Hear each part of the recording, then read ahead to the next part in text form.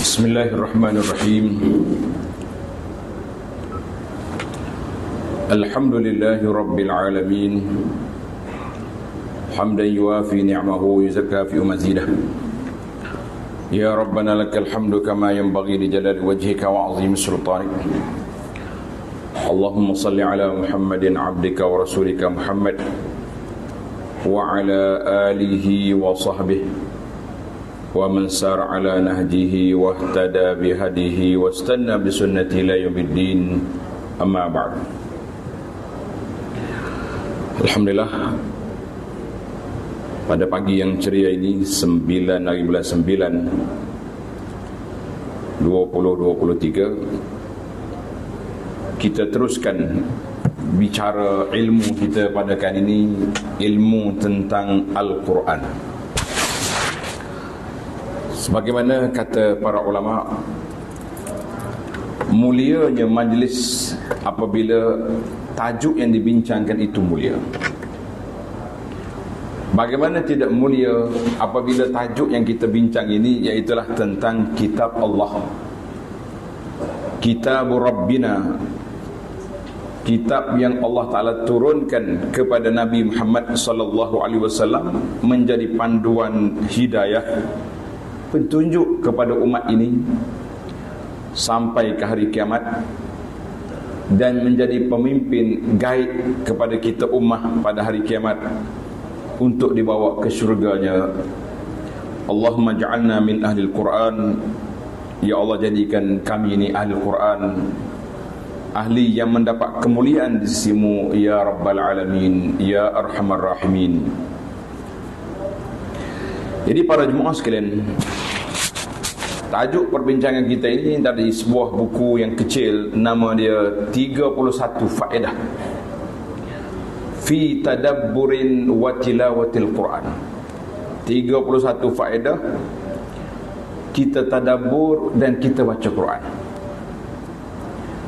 Dia sebut dua, tadabbur dan baca, maknanya dua amalan yang berbeza. Tidak kata-kata kalau dah baca Quran tadabbur tu, la.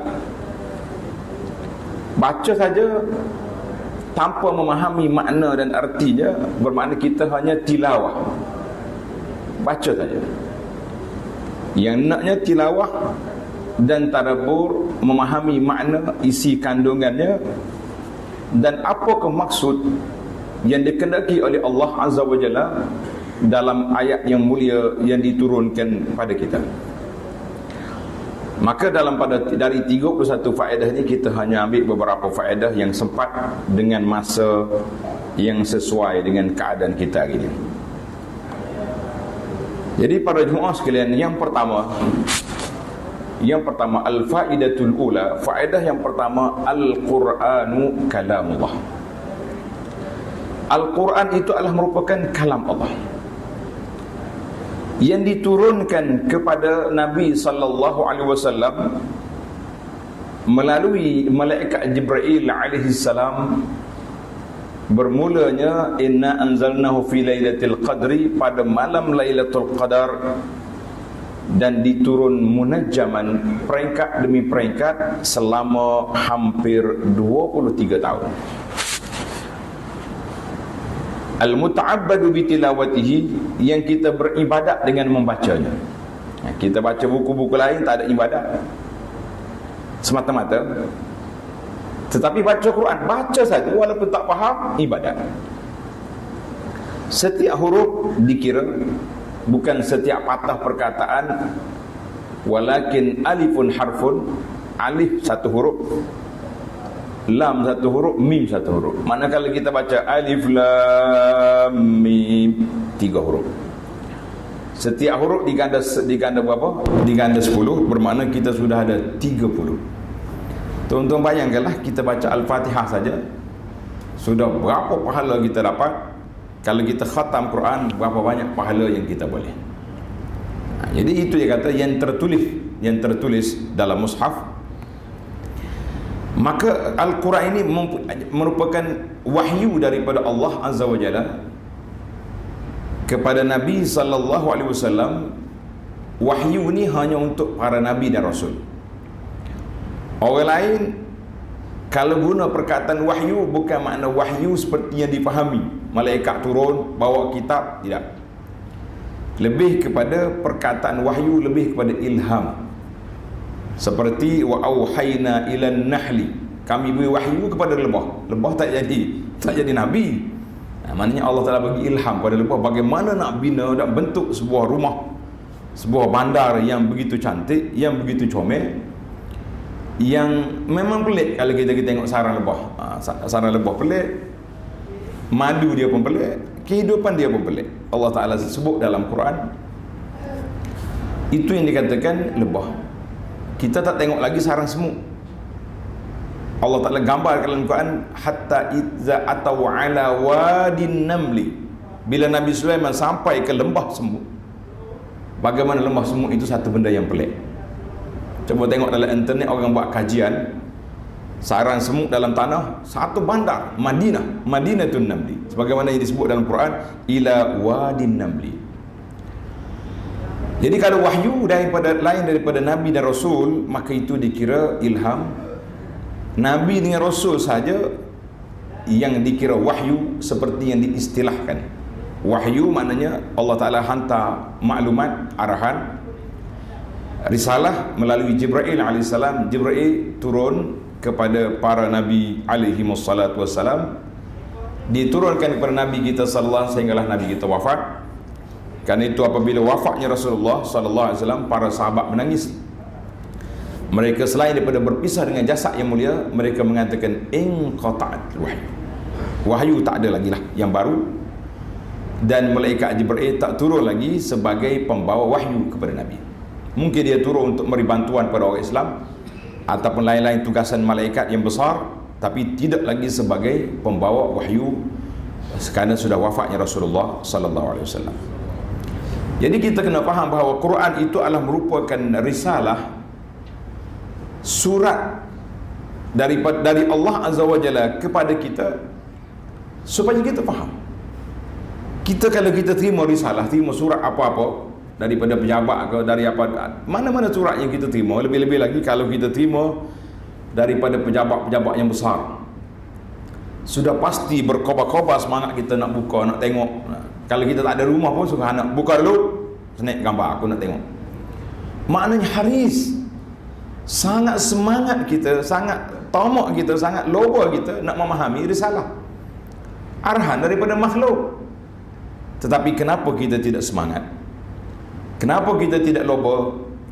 Kenapa kita tidak mengerahkan tenaga untuk memahami risalatu mir rabbina, risalah daripada Allah Azza wa Jalla kepada kita, untuk menjadi kitab panduan, kitab hidayah, kitab petunjuk yang akan memberikan kepada kita jalan keselamatan di dunia dan keamanan di akhirat sampai ke syurga.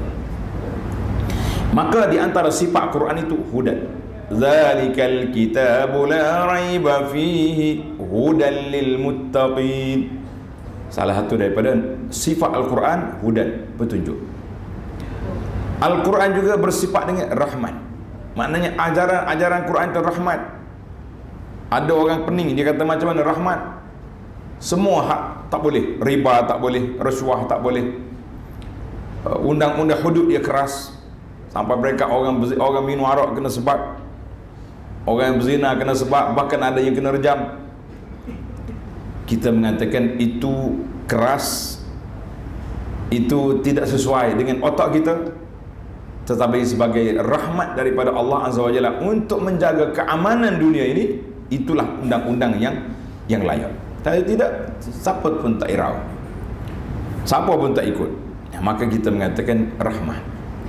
Sifat Al-Quran nur, cahaya. Siapa dia baca Quran, cahaya dah dia. Cahaya dalam kehidupan, bercahaya dalam kuburnya, dan bercahaya di akhirat. Setelah kita bangkit di akhirat esok, dia keluar daripada kubur, kita akan melalui peristiwa yang gelap. Dia, kalau kita baca Quran, ilmu tadabbur ini penting. Bila pula gelap? Kata matahari dekat dengan kepala. Dia panggil fasa dalam kehidupan, perjalanan nak sampai ke destinasi terakhir. Kita berdoa kepada Allah SWT supaya destinasi terakhir kita syurga, Al-Jannah. melalui fasa yang banyak. Ada waktu gelap, ada waktu cerah, ada waktunya kita melintasi sirat, ada waktu berada di qantara. Maka ketika dalam gelap itu, Quran itu cahaya di dunia dalam kehidupan, cahaya di akhirat dalam perjalanan. Banyak lagi nama-nama dia. Balagh yang menyampaikan maklumat, basair yang mencerahkan perjalanan, furqan yang membeza di antara hak dengan batil, mau'izah ataupun bimbingan nasihat. Al-Quran juga disebut dengan nama Az-Zikrul Hakim, memberi peringatan yang cukup bijaksana. Dalam nama-nama ataupun sifat-sifat yang kita sebut tadi, para jemaah sekalian, ambil daripada ayat Al-Quran. Yang pertama saya dah sebut tadi, surah Al-Baqarah. Ayat yang kedua, surah Yunus ayat 57. Surah Yunus ayat 57. Ya ayyuhan nasu qad ja'atkum maw'izatun min rabbikum wa shifaa'un lima fis sudur wa hudan wa rahmatun lil mu'minin. Wahai manusia, telah datang kepada kamu mau'izatun min rabbikum, suatu peringatan, nasihat dari Tuhan kamu. Wa shifaa'un lima fis sudur. Al-Quran ini menjadi penyembuh, penawar kepada penyakit yang terkandung dalam hati. Dalam hati manusia ni ada dua penyakit yang cukup berbahaya. Yang pertama dia panggil penyakit syubhat. Penyakit syubhat, penyakit keraguan, tak yakin, tak percaya, tak terima apa yang disebut oleh Allah Azza wa Jalla. Itu dia panggil syubhat, keraguan. Penyakit ini yang paling top sekali, dia punya bahaya dia syirik pada Allah Azza wa Jalla, kufur kepada Allah Azza wa Jalla. Penyakit yang kedua, kita masih lagi terumbang ambing, was-was dalam beberapa perkara. Kemudian satu lagi penyakit, dia panggil penyakit syahwat, penyakit mengikut kehendak nafsu. Maka Al-Quran syifa, dua-dua penyakit disembuhi dengan dia. Bahkan penyakit fizikal juga boleh sembuh dengan Quran, sebagaimana yang berlaku kepada sahabat Nabi radhiyallahu anhu yang dihantar untuk pergi satu peperangan yang kecil. Tiba-tiba mereka tidak diterima sebagai tetamu di sebuah kampung. Pada malam itu penghulu kampung apa jadi? Sakit, kena gigit ke kalajengking. Habis ubat, bomoh kampung semua masuk, tak jadi. Maka sahabat Nabi ini pergi baca Al-Fatihah. Sudah baca Fatihah dengan penuh keyakinan, kata di rawi hadis, si pesakit tadi bangun, bangkit, seolah-olah tak pernah digigit oleh apa-apa. Nah, itu dia panggil syifa, penawar untuk hati dan penawar juga untuk fizikal. Tapi untuk fizikal bukanlah menjadi matlamat besar turun Quran. Ada je ubat-ubat lain yang boleh kita makan, tapi penawar bagi hati adalah merupakan satu objektif utama Al-Quran itu diturunkan. Sebab nak baiki hati manusia bukan senang. Nak baiki kereta mudah, ada workshop. Bahkan zaman kita ini nak baiki body orang pun ada workshop. Kita ada IGN, boleh tukar jantung, boleh tukar buah pinggang, boleh banyak benda yang boleh ditukar. Tetapi nak tukar keyakinan, kepercayaan dalam hati manusia bukan satu benda yang mudah, bukan satu benda yang senang. Sifat lagi wahudan, petunjuk rahmat bagi orang mukmin. Dalam surah Al-Jathiyah ayat 20, Allah Ta'ala sebut hadza basairun nas wa hudan wa rahmatun liqaumin yuqinun. Jadi ini juga menjadi petunjuk. Jadi banyak lagi ayat-ayat lain yang seumpama dengannya yang menerangkan tentang sifatul Quran. Kita berpindah ke tajuk yang kedua, faedah yang kedua. Al-Quranul Karim la tanqadi ajaibuhu. keajaiban Al-Quran tak pernah padam, tak pernah pudar, tak pernah tamat. Selama makin kita kaji, makin kita dapat ilmu, dapat makrifah, dapat kefahaman, dan mendapat pencerahan yang cukup besar dari Allah Azza wa Jalla. Kalau pencerahan daripada orang lain, kita boleh agak-agak betul ke tak betul, ya ke tidak, sahih ke tak sahih. Tapi kalau pencerahan datang dari Allah, kenapa kita tak mahu yakin? Bagi kita orang beriman. Bagi orang tak beriman, awal-awal lagi dia reject sumber kita. Kerana itulah sebahagian daripada pengkaji-pengkaji yang nak khianat pada Islam. Dia cuba nak runtuhkan institusi sumber perundangan dalam Islam. Dia cuba nak condemn Quran. Dia kata Quran ni tak ditulis zaman Nabi, ditulis zaman kemudian. Kenapa tak ada zaman Nabi? Kenapa ada zaman kemudian? Kita pun pening kepala juga. Sumber yang kedua dalam Islam, hadis. Ini ada satu gerakan duk condemn hadis Bukhari. Dia tak pegang yang kecil-kecil. Ambil Imam Bukhari. Dia kata hadis Bukhari pun ditulis pada tahun 200 lebih. Jadi susul daripada awal sampai ke tengah ni, ambil di mana? Kita yang tak ada hujah ni, yang tak mantap dia punya kepahaman ni, sekali orang sentap, kebingungan kita. Kita mengatakan tak usah duduk cari. Bahkan ada sekumpulan attack kepada rawi hadis, seperti mereka menyerang Imam Abu Hurairah radhiyallahu anhu. Tujuannya apa? Tujuannya bila Abu Hurairah ni tidak diterima, maka banyak hadis-hadis tidak terpakai. Maka kita mengatakan bahawa Al-Quran mengandungi keajaiban. Kata di para ulama tadabbur, man hajama alaihi inqalaba alaihi. Siapa dia serang Quran, dua keadaan situasi dia akan terima. Kalau Allah sayang kepada dia, alhamdulillah, daripada dia mengkaji Quran, dia nak mengeji Quran, dia akan terima Quran sebagai hidayah, dan dia yang masuk Islam. Ataupun na'udzubillah minal khuzlan. Bila saya sebut al-khuzlan, jemaah dia tulis macam-macam. Tulis al-khuzlan dengan zaid, kha zaid, khuzlan. Tolong tulis yang boleh baca Arab tu. Khuzlan maknanya kita minta perlindungan Allah Ta'ala daripada Allah. Biarkan kita terbiar, terumbang ambing, macam anak tak ada ibu, kambing tak ada gemala, manusia tidak ada pedoman. Alhamdulillah. Jadi kita bimbang hari ini, Allah Ta'ala biarkan begitu saja. Maka orang yang menyerang Quran, sama ada dia tersungkur di hadapan Quran, dia masuk Islam, ataupun dia makin takabur, tak mau menerima kebenaran. Yang kumpulan yang kedua ni, kumpulan-kumpulan yang ada ilmu, seperti golongan orientalis. Dia panggil bahasa Arab kata mustasyrikun. Golongan orientalis, dia kaji Quran bukan kerana nak beriman, dia kaji nak mencari kelemahan. Dalam sejarah umat ini, sejarah zaman kita ini, di antara pengkaji yang masuk Islam, iaitulah Gary Miller, yang dia beri grant oleh kerajaan dia supaya mengkaji di mana kelemahan Quran. Sebab mereka nak attack Quran, nak serang, nak hilangkan kitab hidayah. Tapi the amazing Quran keluar sebuah buku selepas dia masuk Islam, Al-Quran yang menakjubkan, penuh dengan ajaib. Bukan Quran yang dikondem, dia yang masuk Islam. Kita kata alhamdulillah. Yang jadi kelemahan kita ini bukan salah Quran, salah kita.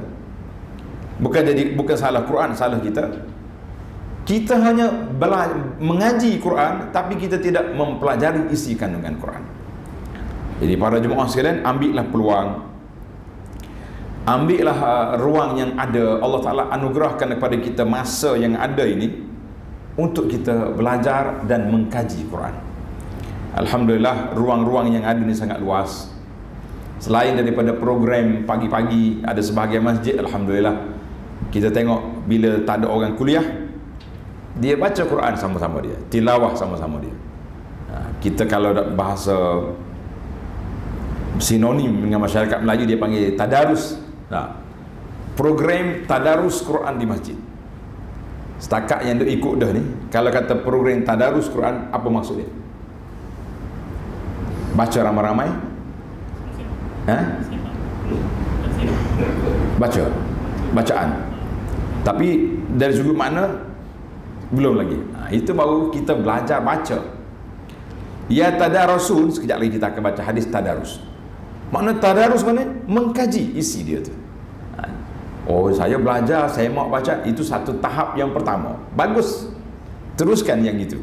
Tapi dengan menambahkan lagi nilai tambah yang boleh memberi kepahaman kepada Al-Quran. Kita mengatakan itu yang besar, yang dikehendaki dalam kehendak kita ni, supaya kita naik taraf, meningkatkan kepahaman yang lebih sedikit, supaya kita tahu apa Allah nak beritahu kepada kita.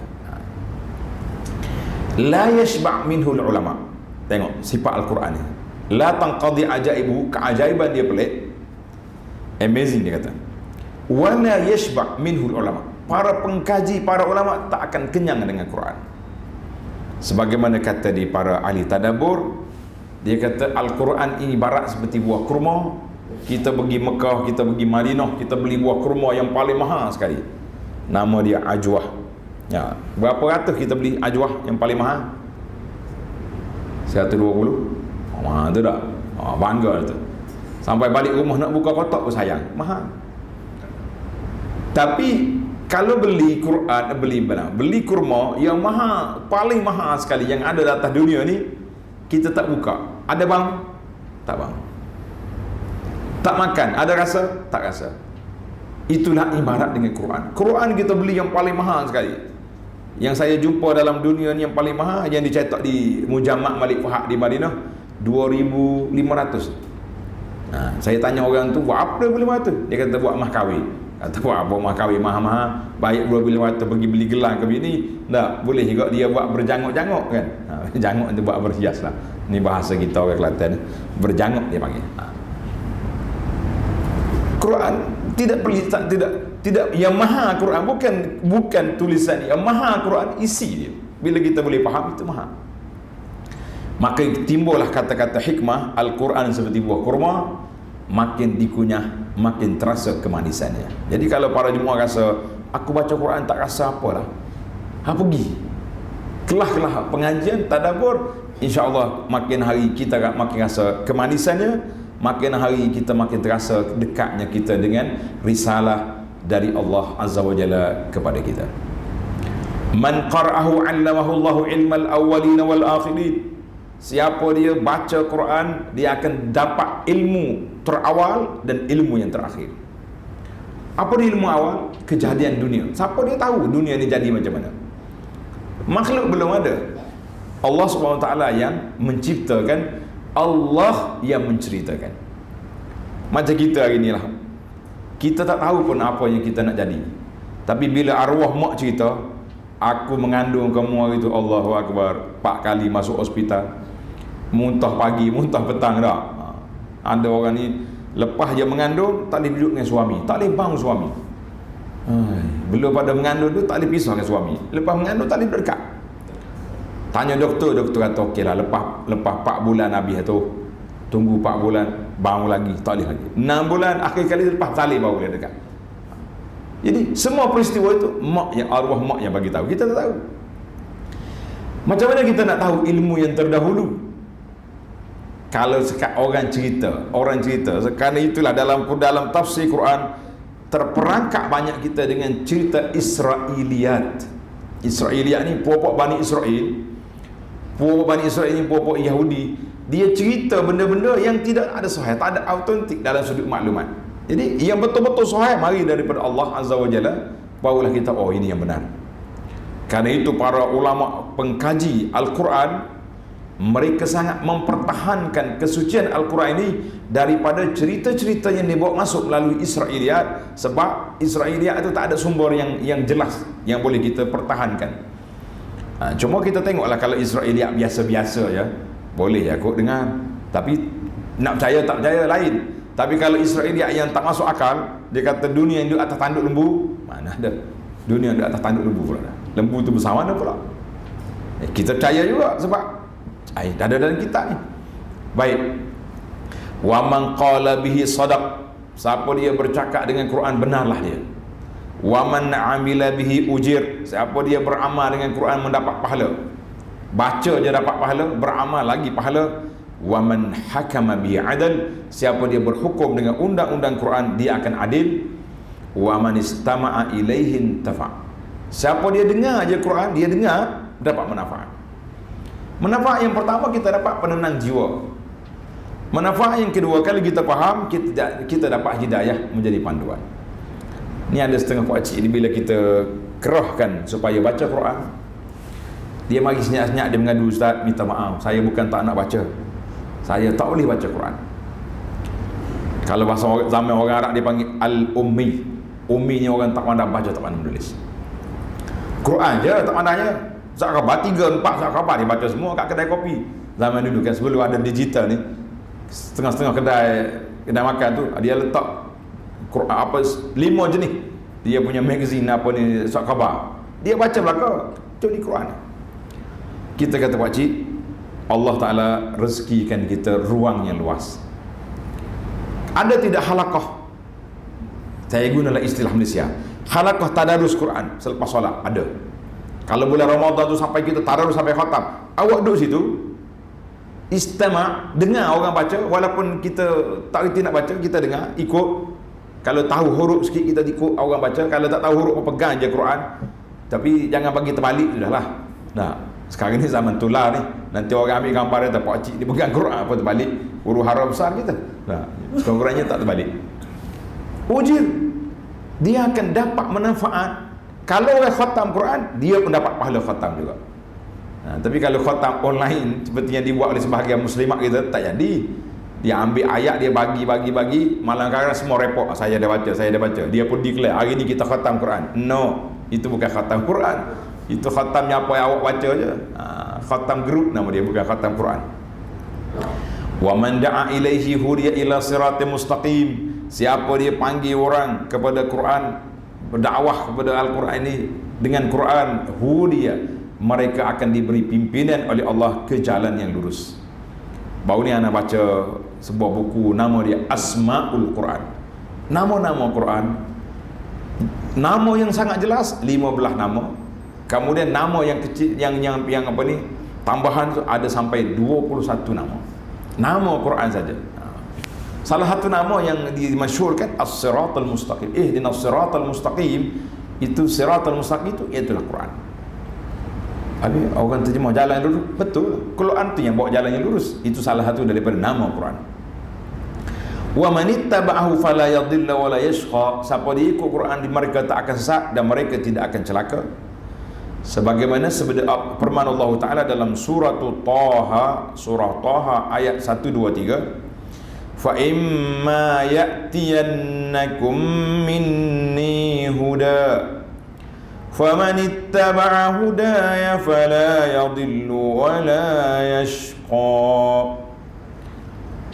Adapun telah datang kepada kamu daripadaku, Allah kata, petunjuk, iaitu Al-Quran. Siapa dia ikut petunjuk ini, la yadhillu, tak akan sesat, wala yashqa, dia tidak akan celaka di dunia, tidak akan celaka di akhirat. Allahumma ja'ana minal muhtadin. Ya Allah, jadikan kami dan keluarga kami orang yang mengikut petunjuk Al-Quran, yang menyelamatkan kita di dunia dan menyelamatkan kita di akhirat. Amin ya rabbal alamin. Ibnu Abbas, habrul ummah wa turjumanul Quran, menafsirkan ayat ini dengan kata, ai la yadhillu fid dunya, tak sesat di dunia, wala yashqa fil akhirah, tidak celaka di akhirat. Jadi kita sekarang ni tak tahu sebab benda gaib. Kadang-kadang orang declare yang dia ni betul, yang ni betul, yang ni betul, semua tafsir Quran. Kita kata yang mana betul? Allah Ta'ala yang Maha mengetahui. Tetapi kita mencari yang paling betul mengikut kepahaman Nabi SAW melalui hadis-hadisnya dan juga kepahaman para salafus salih. Itu yang lebih baik bagi kita. Kita mengatakan insya-Allah kita ikut dua-dua petunjuk yang besar ini. Yang ketiga, kita ambil 3 hari ini insya-Allah. Qiraatul Quran, baca Quran. Itu tahap yang pertama, baca Quran. Wa ta'allumuhu, 2, mempelajari Quran, belajar isi kandungannya. baca, nak boleh baca, wa ta'limuhu, dan mengajar. Maknanya dua-dua, murid dengan guru, wa hafizuhu wa tahfizuhu, kita hafal Quran, kita suruh orang hafal Quran. Hai ustaz, saya tak larat dah nak hafal Quran. Tak larat nak hafal Quran. Kita kata tak larat pun biar larat juga. Sekurang-kurangnya kita ambil ayat-ayat yang pendek-pendek, Ad-Duha ke bawah, dia panggil ayat lazim. Takkan tak. Setengah orang ni dia hujah dia, kita dah tua. Bila mari hujah ni, kita tanya para ulama kita, dia kata la ya akhi, hadhihi hujjatun wahiyatun, hujah ini tak mantap. Yang masuk Islam zaman Nabi, zaman sahabat, orang-orang yang tak sukira yang masuk Islam di Mekah tu, mereka tu Arab fasih. Ni yang masuk Islam yang kemudian ni, orang-orang Furs, orang-orang Parsi, orang Rom, orang-orang lain yang masuk Islam yang kemudian ni, mereka bukan Arab, masuk Islam tua-tua dah. Mereka boleh juga menguasai Quran. Bahkan kibar ulama al-lughah, al-lughawiyun, ulama-ulama bahasa bukan Arab. Nama dia pelik, si baweh, naftaweh, berapa weh lagi, macam-macam weh lagi punya. Weh-weh tu bukan Arab. Kita kalau kita nak hujah kata saya tidak hujah itu. Kalau hujah juga pun tidak mantap. Yang mantapnya tua ke tua, aku mula. Bismillah kita kata. Biar kita mati tengah hafal Quran. Mulianya kita mati dengan Quran. Kita kata alhamdulillah. Sekarang ni kita bangga kita tengok kalau orang tular gambar orang mati tengah pegang Quran ke, mati tengah apa ni, tengah baca Quran, kita rasa bangga dah. Tapi kita kena ingat, kalau kita mati sedang hafal Quran, tak rasa besar ke tidak pahala? Sangat besar. Kita kata alhamdulillah. Kita hafal, kita suruh anak kita hafal Quran, wa mudarasatuhu, kita mengkaji Quran. Mudarasah itulah dipanggil kaji Al-Quran. Kata di ulama, wa huwa min asyraf ma tusrafu fil awqat, inilah kerja yang paling mulia untuk kita habiskan masa kita. Masa kita 24 jam, kita boleh habis untuk Quran 12 jam contohnya, 5 jam, 6 jam. Hadza asyraf, waktu yang paling mulia dalam hidup kita ni, waktu kita bersama dengan Quran. Jadi alhamdulillah. Waktu, dan kalau kita habiskan duit kerana Quran, duit itu bermanfaat yang sangat besar. Dan orang yang menjadi ahli Quran, yang pandai Quran, yang baca Quran, yang apa ni, memahami Quran, yang beramal dengan Quran, kataji ala ru'us, seperti orang panggil tanjak di atas kepala, seperti matahari bagi dunia, dan menjadi orang yang terbaik. Khairukum, kata sabda Nabi sallallahu alaihi wasallam, khairukum man ta'allamal Qur'ana wa 'allamahu, orang yang baik di kalangan kamu, yang terbaik di kalangan kamu, orang yang baca Quran, belajar Quran, wa 'allamah, dan orang yang mengajar Quran. Maknanya hadis ini dalam Bukhari, para jemaah sekalian, dua-dua. Orang yang belajar pun besar pahala, orang yang mengajar pun besar pahala. Tak nak lagi kita, tak nak lagi orang yang jadi terbaik dalam dunia. Nak. Tak nak lagi kita jadi orang dipanggil ahlullahi wa khassatuhu. Kata Nabi sallallahu alaihi wasallam, al-mustaghiluna bil Quran, orang yang sibuk dengan Quran, duk hafal Quran, duk kaji Quran, duk mengulang kaji Quran, duduk tadabbur, duduk beramal Quran, dipanggil ahlullahi wa khassatuhu, iaitu ahli Allah dan orang yang istimewa di sisi Allah azza wa jalla. Dalam hadis Nabi sallallahu alaihi wasallam, qala inna lillahi ahlina minan nas, Nabi mengatakan Allah Ta'ala mempunyai ahli dari kalangan manusia, maknanya orang rapat dengan Allah Ta'ala. Qalu, sahabat-sahabat bila dengar tawaran yang besar-besar macam ni, mereka langsung bertanya, manhum, siapa mereka itu ya Rasulullah? Siapa mereka itu wahai Rasulullah? Mereka nak sangat orang yang tersebut, nak jadi orang itu. Qal hum ahlul Quran, mereka itulah orang yang ahli Quran, bukan ahli kelak Quran, daftar nama RM2 masuk ahli. La, orang yang belajar, mengkaji, beramal dengan Quran, diberi gelaran ahlullahi wa khassatuhu, iaitulah Allah apa ni, orang yang istimewa di sisi Allah azza wa jalla. Hadis ini rawahu Ibnu Majah dengan sanad yang baik. Kita mengatakan alhamdulillah. Para jemaah sekalian, sebagai penutup, bagaimana orang yang mulianya di sisi Allah azza wa jalla ahli Quran ini, iaitu dalam hadis Nabi sallallahu alaihi wasallam. Hadis ini perlu diulang, perlu dibaca supaya kita semangat, tak pernah luntur semangat, semakin bertambah semangat, iaitu orang yang duduk dalam majlis Quran akan dapat 4 perkara di sisi Allah Azza wa Jalla. Sabda Nabi sallallahu alaihi wasallam, "Majtama'a qaumun fi baitin min buyutillah." Tidak berkumpul mana-mana orang di rumah Allah. Apa di rumah Allah? Ini masjid.